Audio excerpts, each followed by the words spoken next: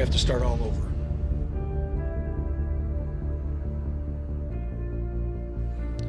You almost feel like an outsider. The coaches are sympathetic, but they still have to coach, and you're not there. It's a dark place. Probably the darkest it's ever been. You're sad and down and out, and you ask yourself, why did this have to happen? It's in this moment that you find out who you really are and what you're really about.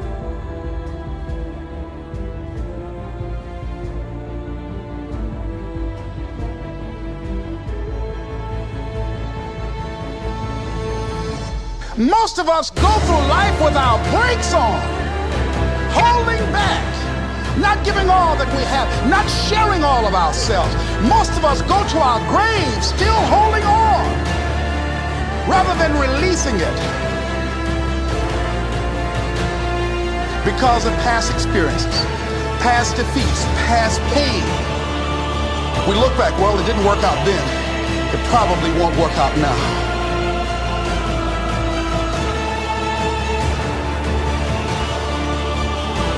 And tonight we were exposed for what we are right now. It means that what I didn't work tonight.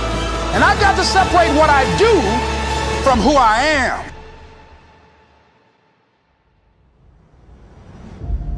I feel like we all have two battles or two enemies going on. One with the man across from you. The second is with the man inside of you. I think once you control the one inside of you, the one across from you really doesn't matter. And I think that's what we're all trying to do.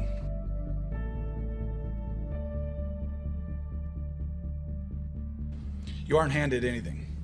You earn everything, every single day, over and over again. You have to prove it. Get down. Keep your knees off the ground, just your hands and feet. There you go. A little bit left. There you go. Show me good effort. Keep coming. There you go. It's a good start. A little bit left. A little bit left. Good strength.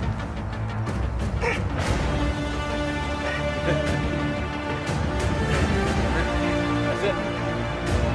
20 up. Hit the 20. You give me your best. You keep going. That's it. You got more in you than that. You gotta keep moving. Let's keep moving. Let's go. Don't quit till you got nothing left. There you go. Keep moving. Keep moving. Keep moving. That's it. You keep driving. Keep your knees off the ground. Keep driving. Your very best. Your very best. Your very best. Keep moving. That's it. That's it. That's it. Keep going. Don't quit on me. Keep going. Keep driving. Keep your knees off the ground. That's it. Your very best. Don't quit on me. Your very best. Keep driving. Keep driving. There you go. There you go. Keep driving. Keep your knees off the ground. Keep driving. Don't quit till you got nothing left. That's it. That's it. That's it. Keep going. I want everything you got. Come on. Keep going. Don't quit on it. Your very best. Keep driving. Keep driving. There you go. There you go. It's heavy. I know it's heavy. I'm by out of strength. Then you negotiate with your body to find more strength, but don't you give up on me. You keep going, you hear me? You keep going, you're doing good, you keep going. Do not quit on me. You keep going. It hurts. I know it hurts, you keep going. You keep going. It's all hard from here. 30 more steps. Keep going. Come on. Keep going. Burn. And let it burn. Oh, it's a burn. It's all hard. You keep going. Come on. Come on. Keep going. It's in this moment that you find out who you really are and what you're really about. How many people has dealt with pain somewhere in your life? Right? Today, I wanted to just really hit on something. Successfully dealing with pain. I think you hear many stories, and every story I just sat in the back room and listened to. I'm watching these people triumph and figure out ways to keep going. But how do you keep going? Why do you keep going? When the world says everything else is supposed to be opposite. October 7th, we're playing the Dallas Cowboys in Baltimore. And I've studied all week. I've studied all week for this one moment. And I know it's gonna happen. I know it's gonna happen. And I'm looking at Tony Romo and I'm watching him drop back. And I'm saying to myself, drop and just pick up your hands and just pick it. Pick means interception. All right? And I'm saying, just catch it. Just pick your hands up and catch it, Lou. You done saw this play all week. Fourth quarter, big drive, Baltimore going crazy. And in the midst of it, the play happens, Romo drops, and I'm sitting there, and in my head, I promise you, I went through every thought. Catch it, knock it down, don't put your hands up. And the moment I hesitated, for a moment, and by the time I put my hand up, my hand started to come down. And I felt the sound. I heard a sound that I have never heard in my entire life. And my tricep popped from the bone. And as soon as I hit it, I knew something was wrong. And I said, I cannot believe this.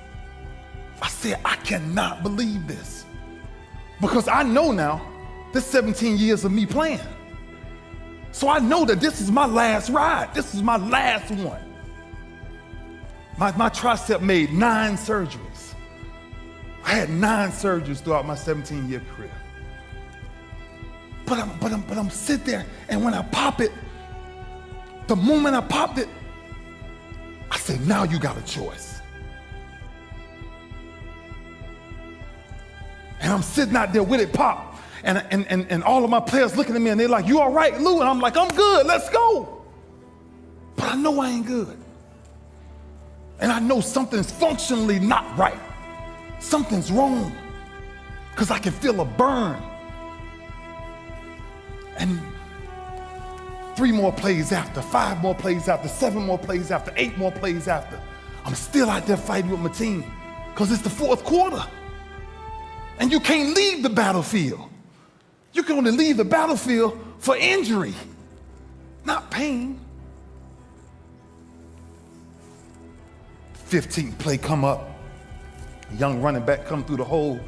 I'm realizing that if I don't sacrifice my body and throw it in the middle of him, he probably scores. We lose. But I got one arm. So I just threw my body and just roll with him. And he got up talking, yeah, you gotta come on, you gotta come on. And I'm like, I'm going out. And I went to the sideline and my doctor walked up, Dr. Curl walked up and she said, what's wrong? I said, Doc, it's my arm. She grabbed the back of my arm and she touched right at the bottom of my tricep. And she could actually push through to where you can see her hand coming through on the other side. Because it had snapped from the bone. And I'm sitting there, and she's like, why are you smiling? I said, Doc, it's just an arm. She was like, yeah, Ray, but I got some bad news. I said, Doc, what's that? She said, you just popped your tricep from the bone. I said, I just popped it from the bone. She said, it's gone. She's crying. I'm like, Doc, why you crying? She's like, I never wanted to see your career end like this. And I'm saying, career end like this? She said, because nobody has ever came back from this. Nobody has ever came back from a tricep injury, Ray. We was 4-1 at the time. So we was a quarter way through the season. And I'm sitting there and she keeps moving and she keeps moving it. And I started smiling again. She said, what you smiling for? Because I said, man believes in the possible. God believes in the impossible. I said, all I need you to do is meet me in the office in the morning and give me my papers. Papers mean MRI. After I went and got it, right, valid, to say, yeah, your tricep is torn. So she hands me the papers. I called a friend of mine. I said, man, I need your plane, man. I gotta go right now. I flew down to my college doctor, Dr. Uribe, and I got there. And I'll never forget, as soon as I walked in the door, he said, Ray, don't do what I think you're about to do.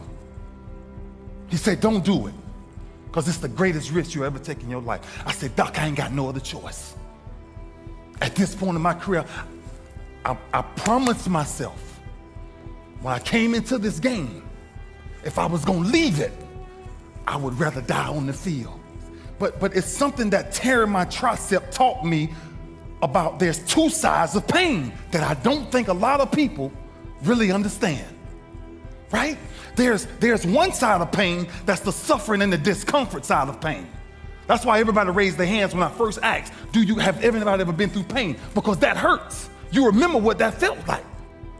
But then there's another side of pain that's called effort. It's called glory. It's called, if you can find a way to push through pain, there's something greater on the other side of it.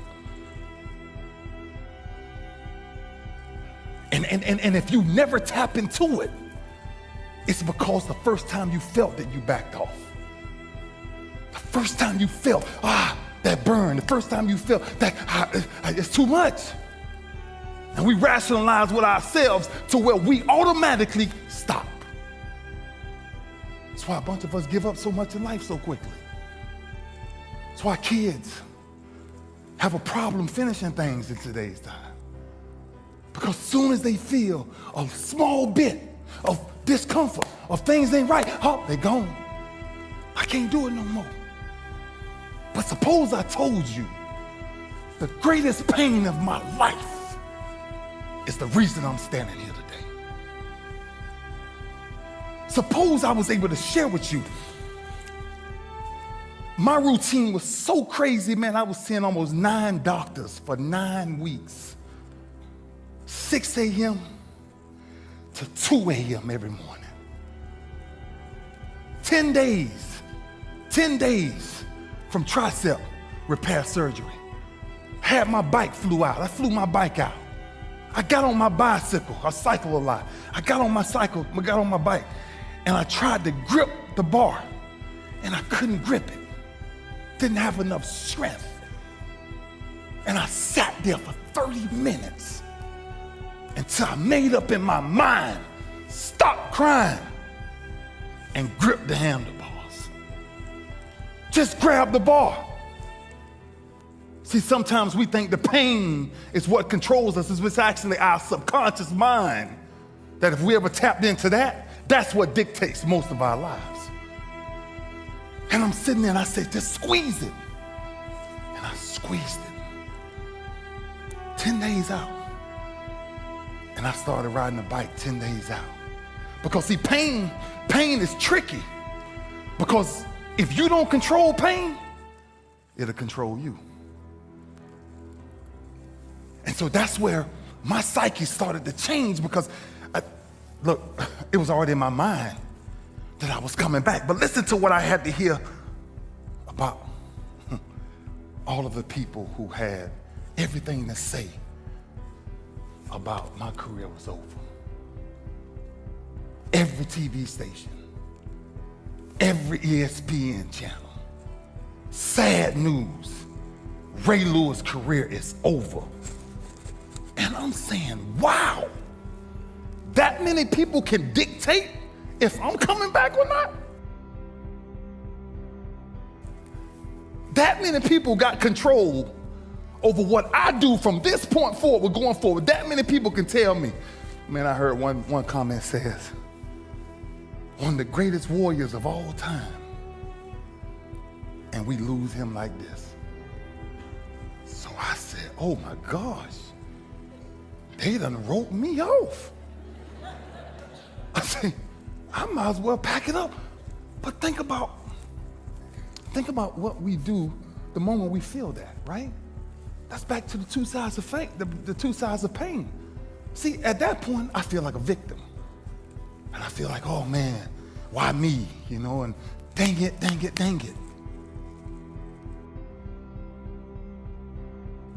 Then after the first day I rode my bike, I came back. I failed twice. And when I failed, I remember laying on the ground. And I said, Lou, ain't nobody out here gonna help you get up.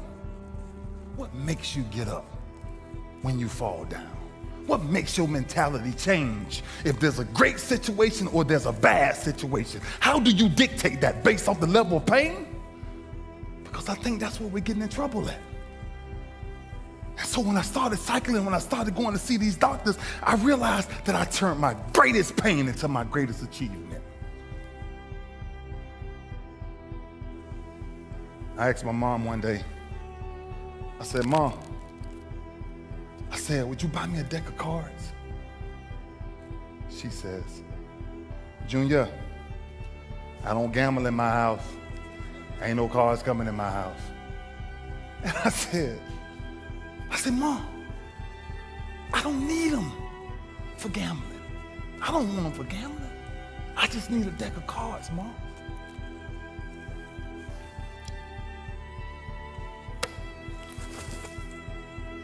My mom, for years, from the time I was 4, 5, 6, 7, 8, 9, 10, 11, 12, 13, I've never saw a woman take so much physical abuse than the way I've seen my mother beaten every freaking day of my life. And I'm helping her, but I can't help her because I'm not strong enough. I don't have the muscle to get these men off my mother. My mother's a very high yellow woman, and every time they hit her, she would bleed from her eyes. And she would walk around for days with sunglasses on in the house.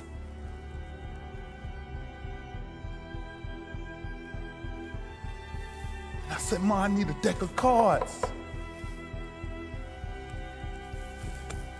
Last altercation we got in, my stepfather hit my mama so hard in the face. I called her, and I looked at him with this rage and this pain in my eyes. Like one day, and I took this deck of cards. And I couldn't live in the house, so I had to live in the garage. And after this last altercation we had with this guy, I ran to my garage and I grabbed this deck of cards. And I flipped a 7, and I started doing 7 push-ups. I flipped a 6, I did 6. I flipped a 9, I did 9. I flipped a 2, I did 2. I flipped another 9, I did 9. Until I got all the way through the deck. Jack, Queen, King worked 10. Jack, Aces 25s, and Jokers 50. Until I got sick and tired of what pain felt like in my gut. It didn't even matter to me no more. Because I started shuffling them all over again, and that's when I started doing my sit-ups. Because I wanted to make sure sports wasn't the reason why I started training. It was to make sure man never put his hands on my mama again. That's why I started doing what I started doing. Sports was a byproduct of what people started to see. It was the behind the scenes that was driving me crazy. At 10 years old, I picked up these deck of cards. And one day I counted them. And I found out there was 52 of them in the deck of cards. 52. And I turned my greatest pain into, in my business, what the greatest achievement ever is to touch the Lombardi trophy. 52 cards. And ironically, my number ended up being 52. I wish I made up the story, but I didn't. 1986, I'm sitting on the curb. My mama come home. She say, "Baby Ray, what you doing?" I said, "Mom, I'm waiting for my daddy to come get me." She said, "Baby Ray, your daddy ain't coming." I said, "Mom, somebody said daddy in town and he coming to get me for Christmas." She said, "Baby Ray, your daddy ain't coming." I said, "Mom, I'm not leaving. I'm gonna sit right here." 7:30 came by, 8:30, 9:30, she came back out and said, "Son, get up. He ain't coming." I said, "Mom, he gotta come. I'll be all right." I sat there till 11:30 at night. She finally walked over to me. She said, "Baby Ray, get up. He ain't coming." And I remember getting up from that freaking curve. And I told my mama that day, "Mama, no pain will ever stop me from taking care of you and my brothers and sisters. Because nobody knows what I'm dealing with. The greatest pain a man will ever go through in his life is the disconnection of a father. When you know he living." I thank my father because we're friends now. But I thanked my father for not coming around me when I was a child. Because the way he was living wasn't the way I was supposed to live. So sometimes to really find the root of who you are, you must go back generationally and find out if you're following the same curses. That's what pain is. Pain is a repetition of the psyche. Until you learn how to figure it out, until you learn how to tap it on the back and say, "I know you there, but I'm built to deal with you."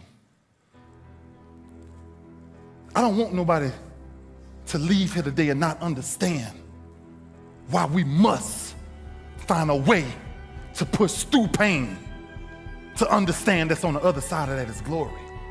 The night before the Super Bowl, I retore my tricep. Couldn't tell nobody. I couldn't go to the doctors. I couldn't go to my teammates. What I was gonna tell them? That I can't play. I retore it. And it was bleeding so bad, and it was burning so bad that I took a shoestring from one of my shoes. And one of the fire spigots, I tied a shoestring around the tire spigot and tied it around my arm to hang my arm up just so I can get 3 hours of sleep. And I held it there all night, and that shoestring held my arm there all night. And I got up and I walked in that stadium. And I never forget this. If anybody's ever saw this ride, I came out of halftime and we busting San Fran up. I'm sorry if it's in the 49er fan. You know, I know we on the West Coast. But I come out of halftime and I stayed in there a little longer because I got ready to tell my trainers, I'm like, "Man, listen, I can't even punch nobody with my arm. It's hurting that bad."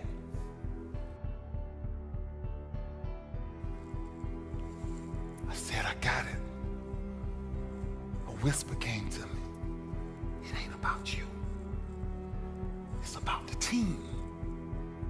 It's about the team." I came out the locker room, my arm burning so bad. Jacoby Jones was walking to the end zone to receive the kickoff. I'm running towards the sideline. My arm burning so bad, God said, "Go touch Jacoby."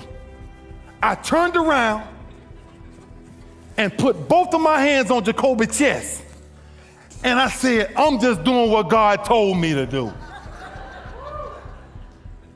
And I ran back to the sideline and I watched Jacoby go 109 yards.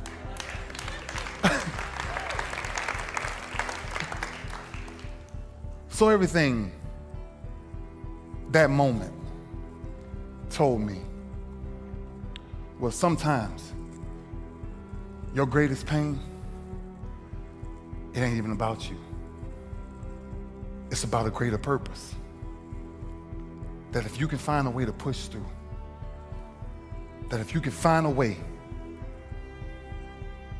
to not make it about you, learn to appreciate the occasional storms that come in your life. Just learn to appreciate how small they are, the occasional storms that come every day.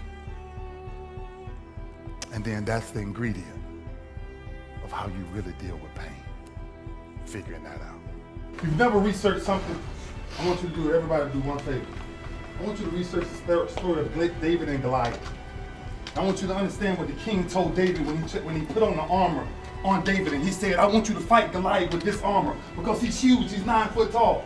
And David said something that was very key to the king. He said, King, I can't fight your fight. I got to fight my fight.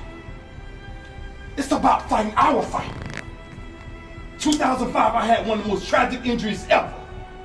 And I couldn't help my team. So the leader was took away, so there could be doubt. But when you still have a leader, and Joe Flacco, you got to rally around it. You got to get behind him, and it ain't about wins and losses, it's about loyalty. It's about understanding, I'm gonna make the play, or I'm gonna watch the play be made. It's simple. It's if I can tell my safety, you cover this because I'm going this time. It's a man on a man every time you play the game. It'll never change. It's about winning one-on-one battles. Fight your fight. It's our fight to fight. 1 and 6 doesn't define who you are. What defines who you are is what you do when you 1 and 6. What the man you will fight for. Just everything you got today. Not because of the scoreboard, but because when this game ends, you have a brother to call for life, knowing you gave everything you had. That's why you play as a Raven. That's why you fight as a Raven. That's why no matter what nobody on the outside says, fight your fight. David found a way to fight his fight. Ravens, Joe Flacco, lead your team. It's your fight. It's our fight. There's not a person on my team in 16 years that has consistently beat me to the ball every play. That ain't got nothing to do with talent. That's just got everything to do with effort. Nothing else. 15 straight years. 12 Pro Bowls later, if you want numbers. I done saw all of it. And the only thing that's kept me around is my effort. So when you put on this, all I ever knew, because I wasn't a number 1 recruit, I wasn't a number 1 linebacker, I wasn't even in the media guy. All I ever knew was effort will get me seen on tape. Effort will get me noticed to get to the league. Effort would one day take care of my mom and my kids. Effort, which is between you and you. Nobody else can give you effort. Effort is within inside, man. And I'm still grinding because the next kid is talking about he getting too old. Keep watching me if I am. Nobody ain't got to convince me of what I do. I do what I do because I do what I do, because I'm built from something. And man didn't create it. Every one of you men in here have that opportunity, man. But ask yourself the question personally, how much time you really wasting? For real. Or do you really represent this? I represent it because it's all I had.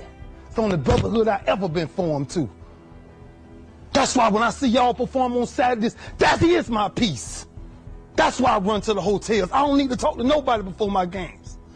I just need to see what I once came from. I sat in these same chairs you guys sat in, man. I sat around the greatest athletes in the world.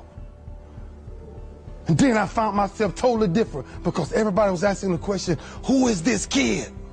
Oh, pissed off again. Another thing added to the chalkboard. I'm not asking nobody in here for nothing today. I'm not. I'm just sharing my story to tell y'all Every time you think somebody got it good, man, it ain't always good.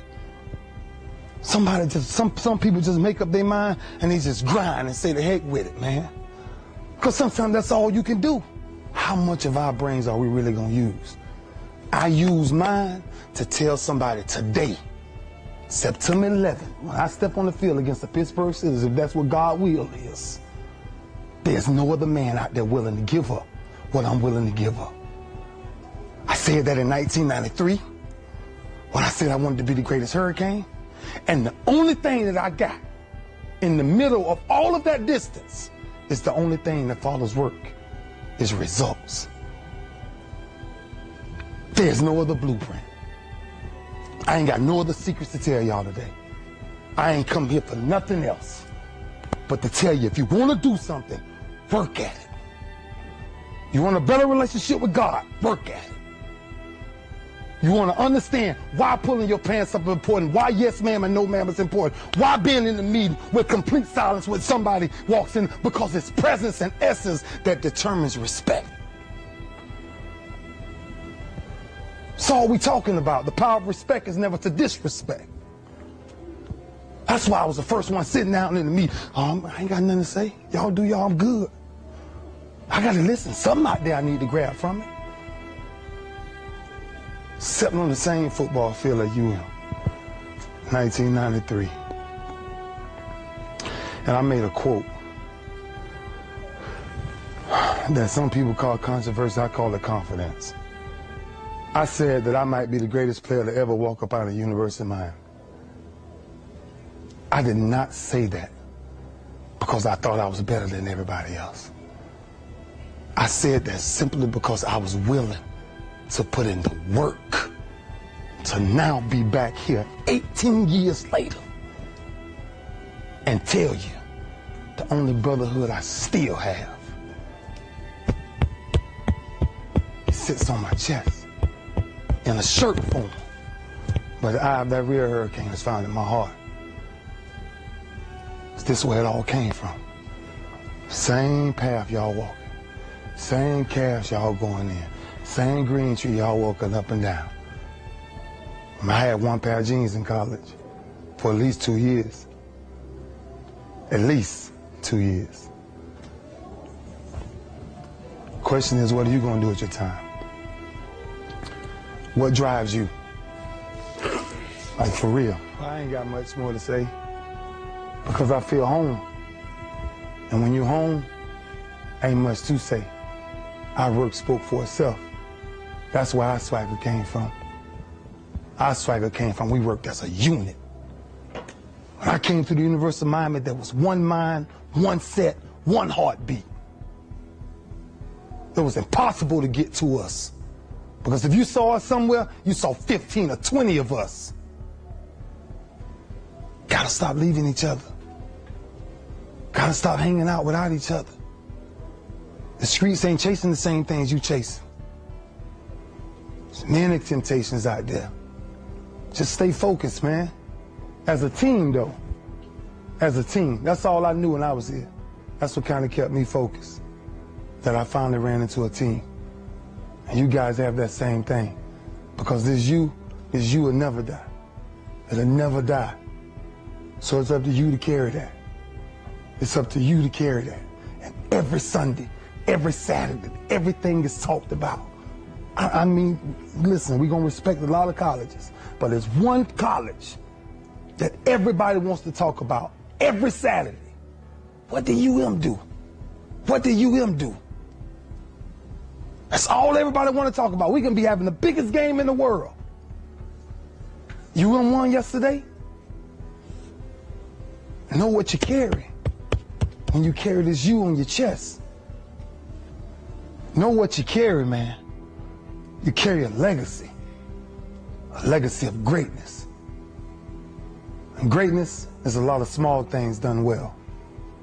Day after day, workout after workout, obedience after obedience, day after day. 18 years later, I'm here to say, Hurricanes, we're the only thing people respect the most. Because there's something about us that makes us special.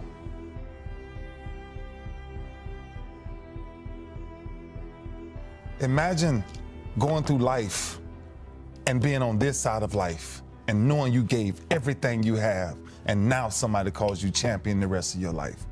I paid that price, you know?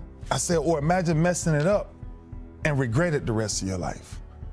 And the moment that I was even thought of when I was playing, when I heard somebody say, first ballot Hall of Famer, man, that's football heaven. That's sitting with, when I was 11 years old, when I was 10 years old, 10, 11 years old, I told Phil Simms yesterday, like, he was one of my favorite quarterbacks. But Wilbur Marshall was one of my favorite people, period, because I just loved the way he played the game. And I'm sitting there as a kid, no food on the table, mama trying to find a way to make it work. And I'm looking at mama and I tugged on her shirt one day and I said, one day you'll never work another day in your life. I promise you that, Mom. And to this day, me being selfish is now, when I leave here, I'll probably go fire one of Ray Lewis cigars and sit back and say, wow, I did it. Like, I really did that, right? 9 surgeries later, nobody, you know, you always look at the television, and it's great to look at the television, but the finished product. It's the finished product. And man, I've always told my kids, and I've always told my family, I've always told my mom, I've always told people who can't find a way, don't ever give up. Don't ever give up. Let me tell you something. If tomorrow wasn't promised, what would you give for today? Forget everything else. Forget everything else. Forget that there was any sunlight left. What would you spend today thinking about? Yourself or the man that's beside you? Or the man that you know you'll give everything in your heart for? We get one opportunity in life, one chance in life to do whatever you're gonna do, to lay your foundation, to make whatever mark you're gonna make, whatever legacy you're gonna leave your legacy. And it's found through effort. Wins and losses come a dime a dozen. But effort, nobody can judge effort. Because effort is between you and you. Effort ain't got nothing to do with nobody else. So that team that think they're ready to see you, they think what they seen on film, they ain't saw what film shows. Because every day is a new day. Every moment is a new moment. So now you got to go out and show them that I'm a different creature now than I was 5 minutes ago. Because I'm pissed off for greatness. Because if you ain't pissed off for greatness, that means you okay with being mediocre. Ain't no man in here okay with being just basic. I'm from a very, very small town. Very small town. And in this small town, I just wanted to start off by thanking Papa Jakes.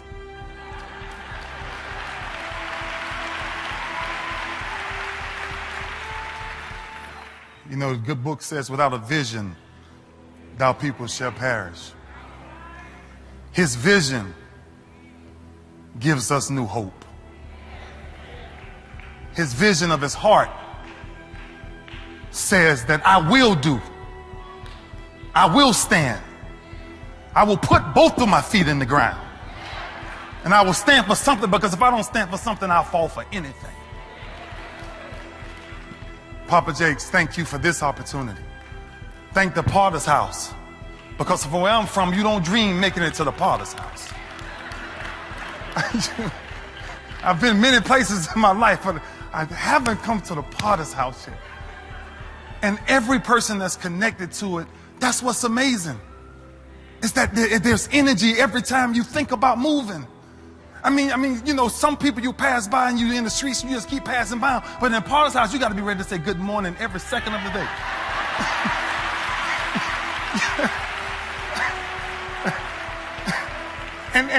And when they really know you, you got to give hugs. But it's who we are, and it's what the culture is. It's what the culture is. And thank you guys for letting me be here today.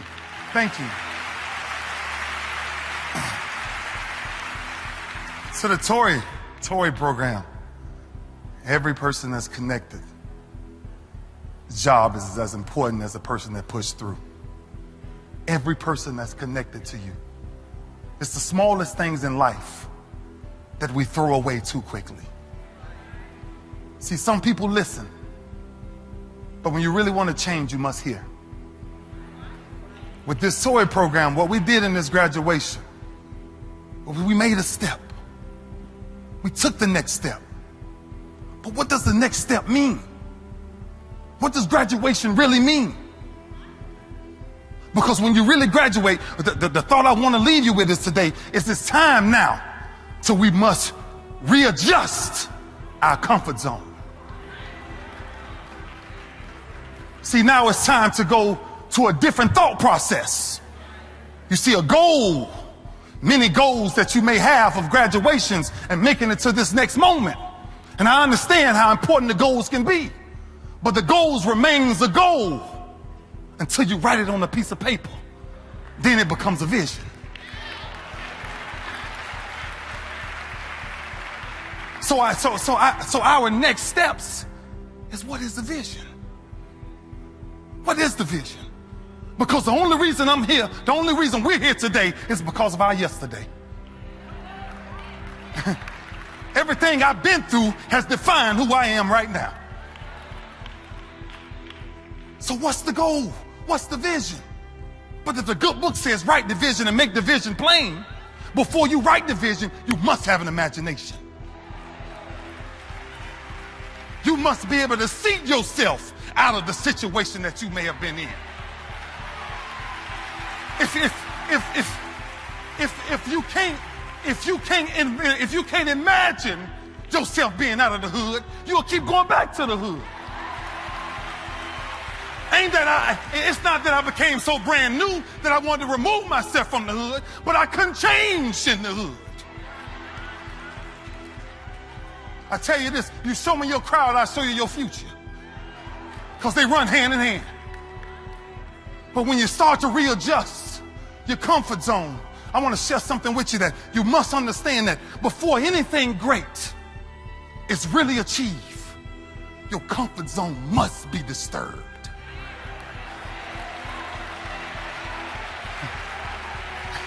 It's the only way it works. It's the only way it works. You read the life of Job enough and you'll realize it ain't the start of the race you got to be careful with. You got to come find me when there's a finish line. We got to reconnect to what the vision really is. We got to reconnect to who we really are. The reason why we keep going backwards is because we're afraid of tomorrow. But we can't get to tomorrow because we must deal with today. That's why years of me playing and years of me going through what I was going through, instead of replying to what people may have said about me, I'm going to leave you with this. Toy program. My smile represents my past, and my heart represents my future. That way nobody never know what I'm thinking.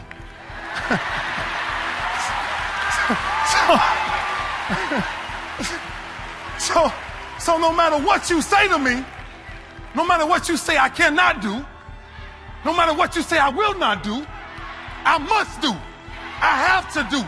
I am king. I live as king. I walk as king. This is our new identity. The new identity is you must be okay with your comfort zone being shut up. They tell you when you start to mix a protein shake, they say it don't work unless you got the right blender. Because you got to grind it up fine enough that when it finally comes out, it goes down where it's supposed to go. You see, everybody looks at the body from the outside, but we forget it's not the outside that we're supposed to pay attention to. It's what's here. Because if I'm coming from here, I can do all things. I can do all things. Philippians 4:13 says, when I get ready to, I can do all things. See, man deals with the possible, but God deals with the impossible. And he waits for, and I'm gonna tell you something special about it. He waits for the right moment. You ever notice about God? He's always an on-time God. He's the God that every time we think we by ourselves, he say, I'm still carrying you. How many times did you find yourself in those lonely places and you start to whisper, but you hear somebody whisper back to you? I heard a whisper years ago. I found myself in a situation, Tori, and I'm telling you, I heard somebody say it today, we all done been through something. Trust me, we all done been through something. But I found myself in this place, and I heard a whisper. And the whisper simply said, can you hear me now? Now, how many people realize that sometimes God has to put you in the most isolated positions ever to get your attention? That's why if it's something in your life that you know need changing, make sure you change it before God changes it. Because when God changes it, He gonna really test your faith. Because you can't take mama with you. You can't take daddy with you. You can't take your money with you. He gonna need you and him to spend some little one-on-one time. It's time to readjust our comfort zones. It's time to figure out whatever majority is doing, I'm gonna find myself doing the opposite. I always try to figure out what's the difference between good and great. Good is fitting in. Great is fitting out.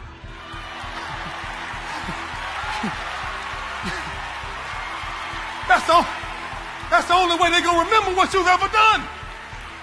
That you must be on this side of the fence. Papa Jake's made a declaration many years ago that said, I don't want to straddle the fence no more. I want to come on this side because I know what this side represents. I know what eternal life once will tell me, that if I bless enough people and if I come from my heart, I know God will one day say, well done. Well done. But the journey of what we've started to do is just beginning.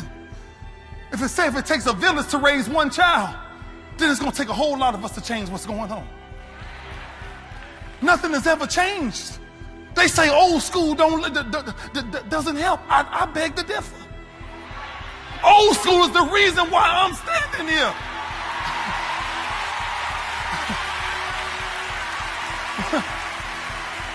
My mama putting her hands on me is the reason why I'm here. My next door neighbor putting his hands on me is the reason why I'm here. I can't say walk around and curse the way I want to curse. To me, till this day, yes ma'am is still yes ma'am. Yes sir is still yes sir. And tell a child to stay in your child's place. Because you'll never realize what it means to be grown unless you done walked in my shoes a few times. We got to go backwards. We got to go backwards. We got to retrain kids. Remember in the neighborhoods, Papa Jakes, you remember in the neighborhoods when they used to walk around and they used to represent you by your family's name. That's the Jakes family right there. That's them Lewis's family right there. And we took care of our communities. Don't look for those, nothing spectacular to come out the sky. We are the sky. What we looking to change, we must change. And the only way to change it is make sure you ain't doing the same thing every day of your life. If an alarm clock is waking you up every morning, we might find ourselves confused in 10 years. Because the job sooner or later gonna get boring. But when you're okay with blessing people, when you're okay with giving more than taking, just keep giving and keep telling kids, I promise you, you may not like me now, but you're gonna love me later.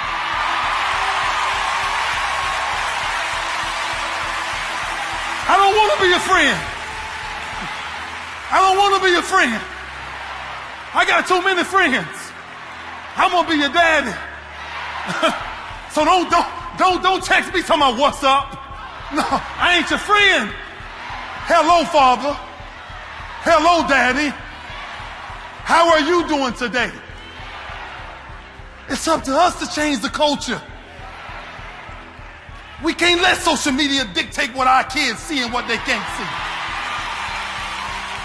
When they walk in my house, when 10 p.m. hits, I need everybody's phones on my dresser. Because you ain't got nobody that important to talk to after that hour. Not if I'm paying all the bills.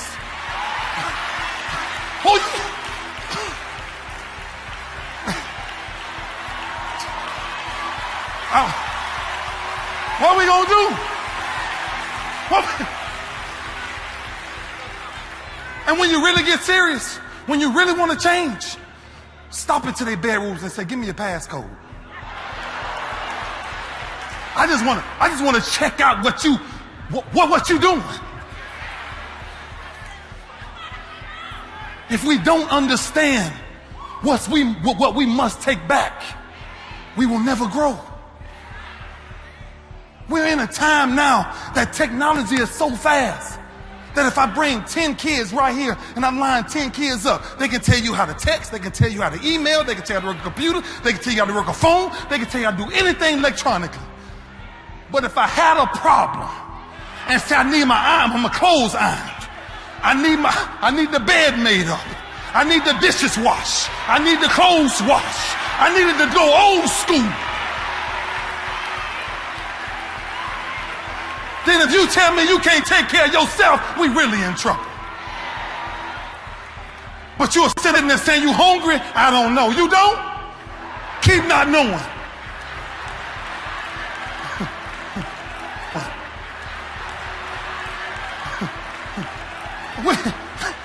We're in today's time to where you put meals on the table for kids.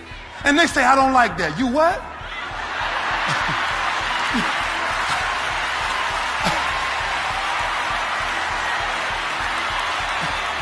You don't like that.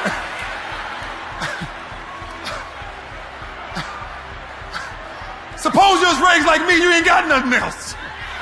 The fridge empty. My mother took her time. She took her time to promise me one thing. She said, let me tell you something, baby Ray. She said, don't put your trust in no man. She said, not only do you invest in a relationship with God, she said, but if you do anything more than anything else, make sure you got a relationship with Him. I always ask the question because I always want to know the day of judgment, Papa Jakes. I wonder when we step up to that line, if I'm standing in line and I'm thousands back and I whisper in my ear, Lord, I love you, will He recognize my voice? Will He recognize my voice by the time that I've spent with Him talking while I'm here? We're asking, there has to be a new day. Something new has to change. Something new has to be birthed inside of you to say, I am a conqueror. There's nothing I can't achieve.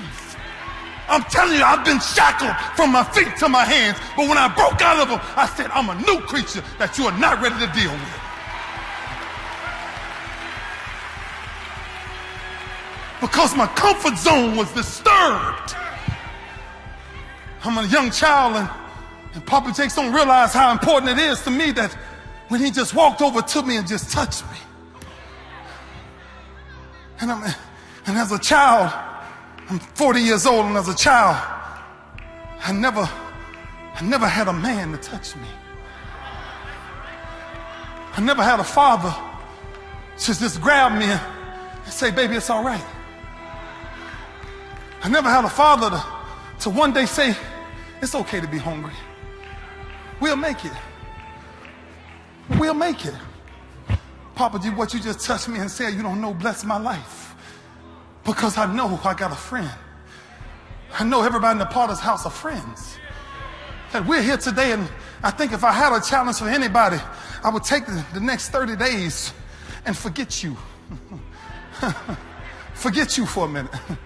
Forget everything that matters with you and see how many people that you can actually bless. See how many people that you can really get to change their mentalities on life. See how many kids you can get to put the phones down and just sit down with me for a minute.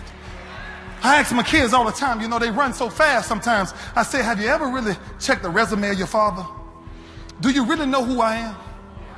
No, forget what the football field say. Do you really know who I am? Do you know your family tree? Because see, I remember my great grandmother once sitting me down in church and say, when, you know, we all know it when they say, God got something special for you. When are we going to go backwards? When are we going to take back our streets? The reason why I say old school works, because I can promise every person in this room that's ever got a whooping in front of their friends, you never, you ain't doing it too many more times. You ain't trying that too many more times. I'm in the 6th grade and I'm a class clown. I'm in the 6th grade, I'm a class clown. Didn't know the teacher had called my mama without me knowing. I'm still playing jokes in the teacher up there, and I'm just up there dancing, and I'm ready. Everything good. And the door opened, and it was my mama. Now, Papa, I know we got our time to see Jesus, but I need to see Jesus now. That's the only time I wanted to switch Jesus and Mama. Lord, please. But it was what happened when she left there. When she left there, there was something installed in me that said I will never disrespect the family name ever again.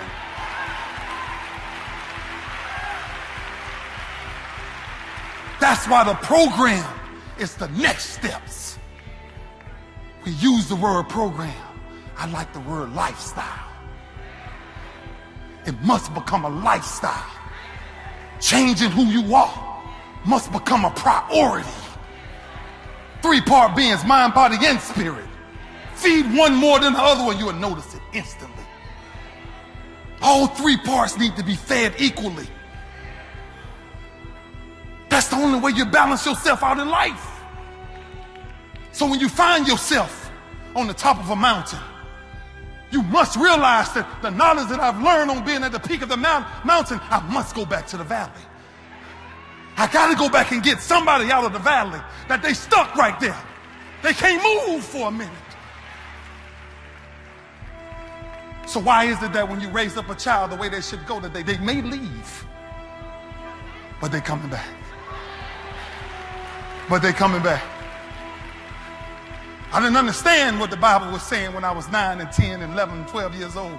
I didn't understand when I was leading devotion and hymn 454, a charge to keep I have.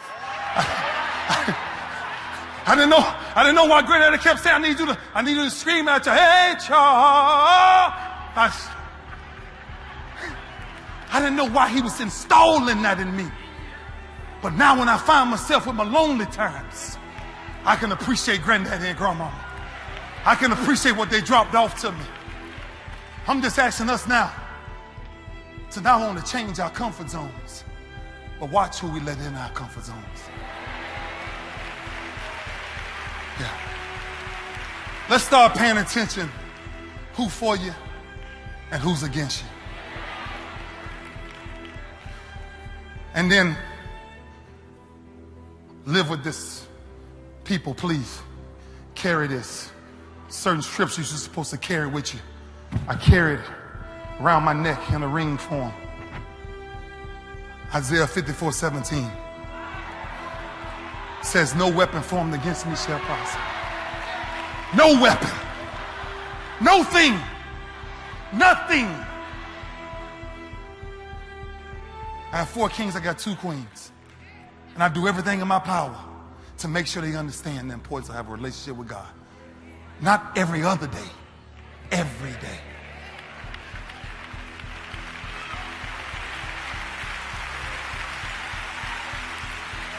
He says, renew your mind and your strength. He says that we're the only creature that he ever took the dust and blew life in. If that's true, and we know it's true, then that's why I had to say after my last Super Bowl that when God is for you, who can be against you? It's a lot of things. It's a lot of people I could have gave credit to. Mama was right there. Kids was right there. My father had reconnected with me. So I had all the people to thank. But I remember at 10, I remember hearing a whisper. Can you hear me now? Can you hear me now? So our new day is to really reinvent yourselves. Do nothing the same. I'm asked the question all the time, why are you still working out? Because it's a lifestyle. I let the game go, but I'm still living. But I'm still who I am. The game tells athletes that when the game is done and when the bright light stops shining, we don't need you no more. That's a lie. I'm needed more now than I was when I was playing.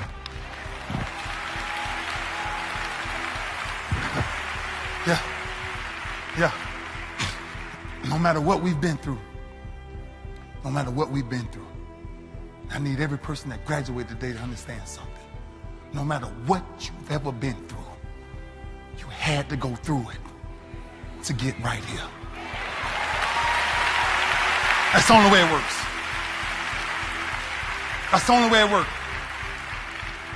But I took my greatest pain and I made my greatest pain my greatest friend by recognizing that pain does exist, but no pain lasts always. No pain lasts always. So my new identity in life, my new brand that I want to shake up a little bit, my comfort zone I want to shake up a little bit, was I said, you know what? I received the call from Papa Jackson. He told me he wanted to come speak, and I said, oh my gosh.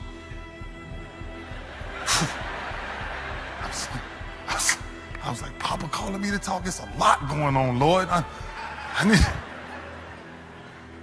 And then I realized why. Because what my prayers has been, Father, surround me with like-minded people. Take me where I'm really trying to go. Put somebody close to me that has way more knowledge than me. But let me soak him up like a sponge. Let me be that child all over again. Put training wheels on me all over again. Retrain my thoughts. Take my heart and deliver it in places that it can only be delivered. Take my pain and get rid of it. Take my misery and wash it away. Take my vision and grow it further. Father, take me and take me to higher heights. This is our new day. It's time for us to reclaim who we are. It's time for us to stand and put our feet in the ground and say, I am my brother's keeper, and I will love my neighbors thyself, and I will make sure my children understand the love that God offers. That's where we at. That's where we at. And this is our new day. Our new day is to stand up and take back and reclaim who we are. We were kings from day one, and we will die as king and queens. Change your comfort zone and make sure you be careful who you let inside of it. Potter's house, thank you. God bless you.